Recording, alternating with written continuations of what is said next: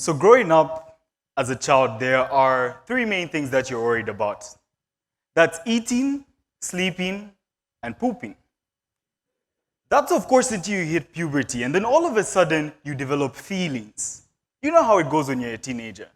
You see someone, you like someone, all of a sudden you get the urge to want to talk to them. So you give yourself the pep talk. I can do this. You set a day, and the day finally arrives. Here you are, walking towards the person that you like. You're really nervous, you're shaky, but you tell yourself, I've practiced what I'm going to say so many times. You get there and you open your mouth, and the first thing that comes out is, hi, my name is good afternoon, how are you? It's really awkward. For a lot of us, this was our first experience with anxiety. Growing up in an African society, in Lusaka, Zambia to be specific, anxiety isn't something that's entirely recognized. You could tell from our language because we don't even have a word for anxiety. We do, however, have a word for fear, which is what anxiety is usually mistaken for. In one of our local languages, Nyanja, we say, ujaliche na manta, which means that person is just afraid. But if anxiety isn't fear, then what is it?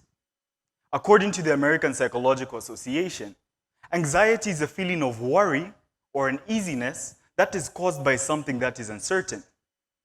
While fear is an emotional response based off of a physical threat in your environment perceived by the five senses.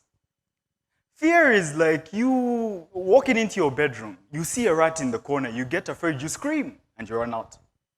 Anxiety is more like you walking into your room, thinking to yourself, what if there's a rat in here? You get afraid of the rat that you just imagined, and then you sleep in the living room because you don't want to take any chances.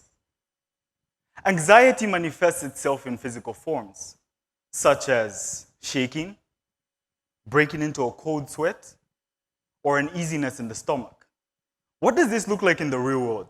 Anxiety is that one time when you had your first job interview and you couldn't sleep the entire night, and you couldn't even eat breakfast the morning of because your stomach was so uneasy. But anxiety is also you seated in a minibus, worried, thinking about how you're possibly going to tell the conductor that you're dropping off. This worries a lot of people. You're thinking to yourself, what am I going to say? Va conductor nisala. No, that doesn't sound right. Va conductor ndeshala. I sound too much like a diva. Mr. Conductor, I am disembarking at this juncture. Don't do that, that's weird, nobody says that. Now the question that we have to ask ourselves is anxiety bad? No, it isn't. It's perfectly normal. It's a mechanism that the brain uses to protect us from danger that we anticipate. To understand this, you just have to think about the moments in which you feel the most anxious. When you're standing at a great height, looking down. When you're in a national park and you're thinking about all the animals that could be in the bushes. When you're walking through a neighborhood with a high crime rate at night. Or the most dangerous situation of them all, when you're trying to talk to someone that you like. Very dangerous. Just because anxiety is normal, however, that doesn't mean that it can't get out of hand. At what point does anxiety get out of hand? When it begins to interfere with your daily life. When it holds you back from your aims and your ambitions. When you're having trouble functioning on a day-to-day basis. According to the American Psychological Association, the two most common forms of anxiety are social anxiety and general anxiety. Social anxiety being excessive worry about social interactions or situations, while general anxiety, in the broader sense, is excessive worry about everyday tasks and situations.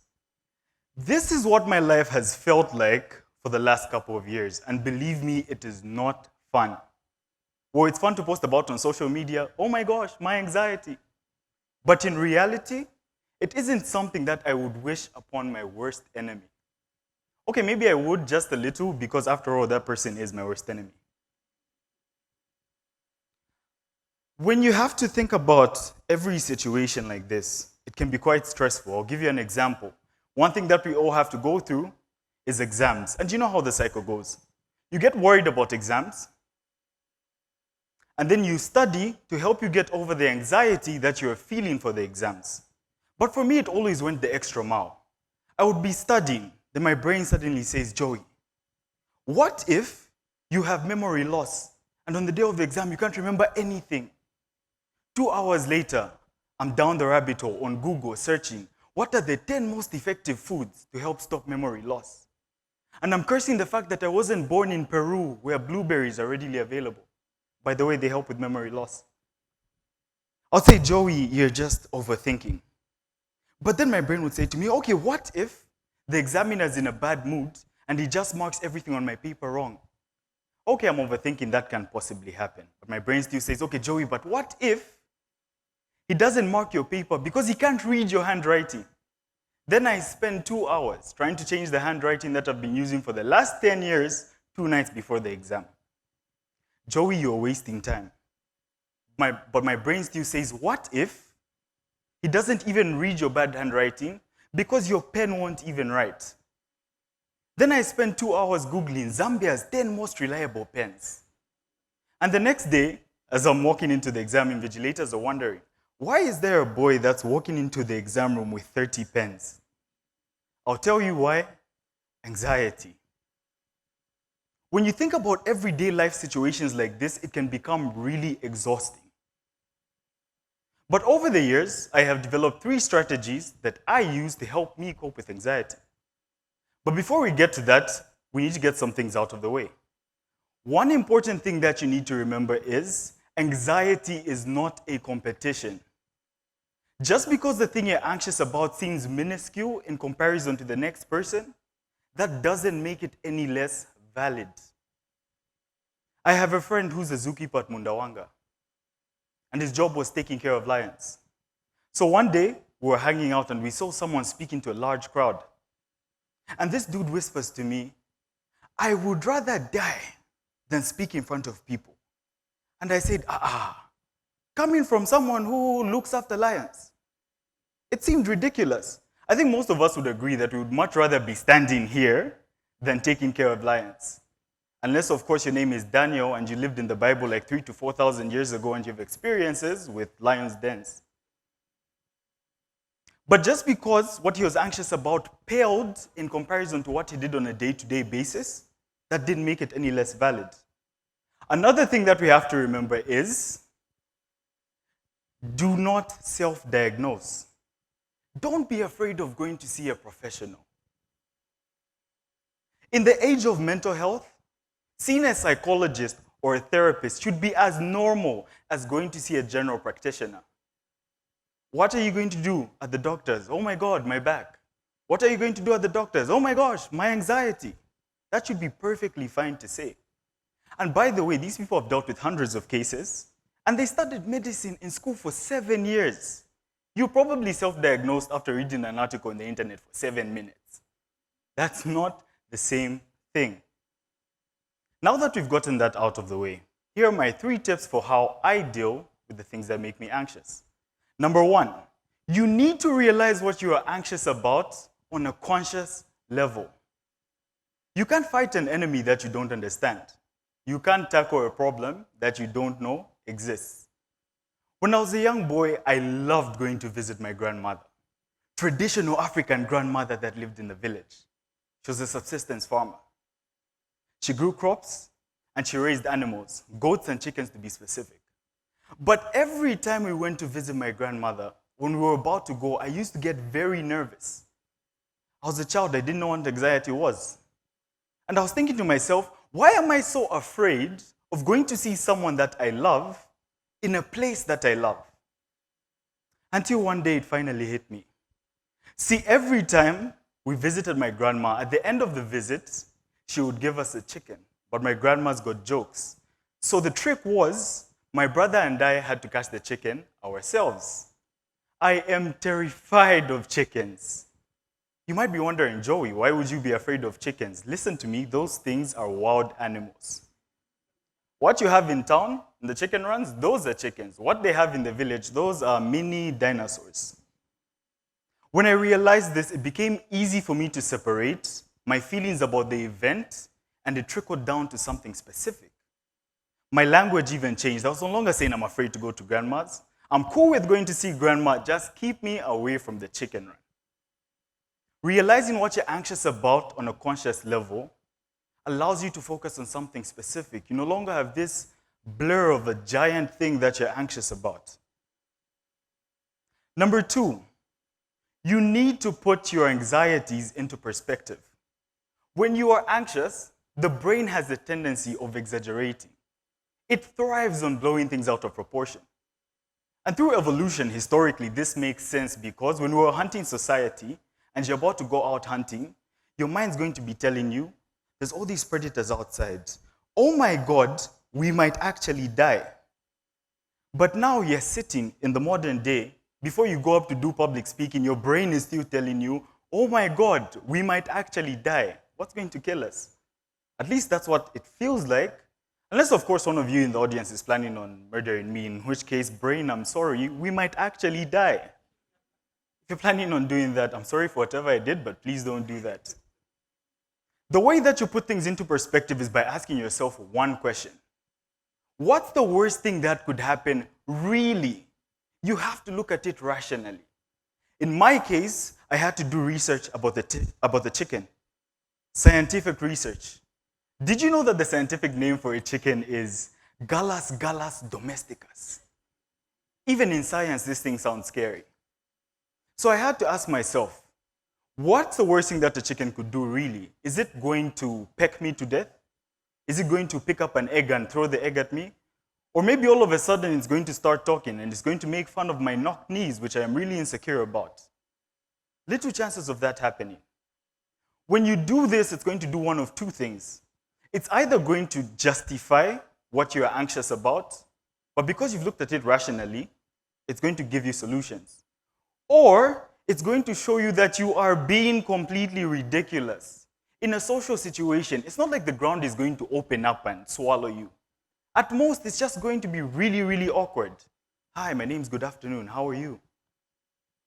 And when it comes to job interviews, it's not like they're going to throw you out of the window of the boardroom if they don't like the answers that you give.